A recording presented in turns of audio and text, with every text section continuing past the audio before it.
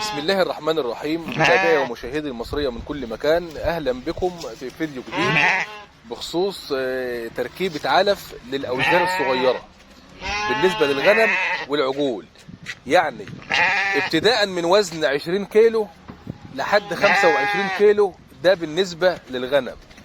أما العجول ابتداء من وزن 120 كيلو لحد 200 كيلو.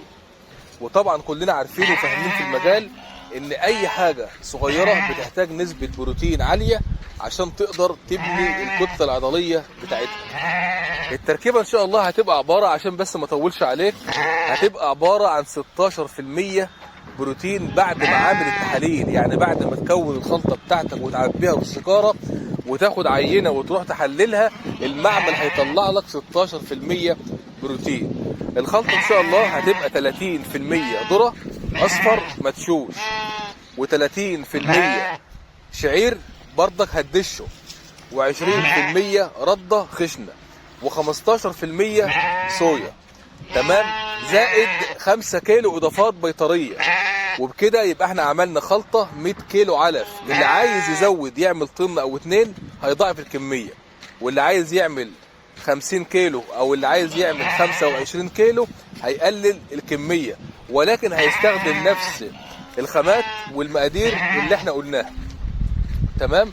في بقى اختلاف بسيط، لو انت عندك غنم هيبقى طريقة الدش بالنسبة للخلطة خشنة، لان الغنم بتحب العلب بتاعها يكون خشن.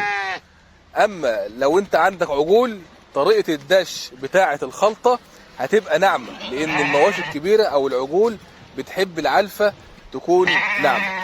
ان شاء الله الخلطة هتبقى عبارة عن 16% بروتين، هنقولها تاني سريعا مع بعض، زائد الاضافات 30% ذرة صفرة مدشوش، و30% شعير مدشوش، و20% ردة، و15% صويا، زائد الاضافات 5 كيلو. يبقى كده ايه، عملنا خلطة 100 كيلو.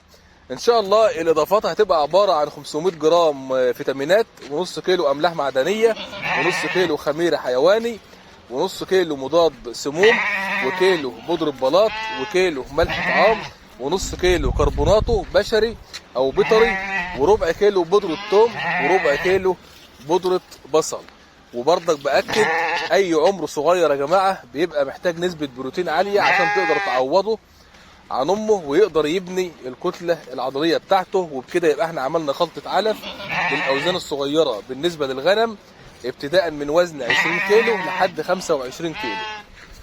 وبالنسبة للعجول ابتداء من وزن 120 كيلو لحد 200 كيلو. وبكده يبقى احنا عملنا خلطة علف 100 كيلو علف مركز، نسبة بروتينها بعد تصنيعها 16% بروتين.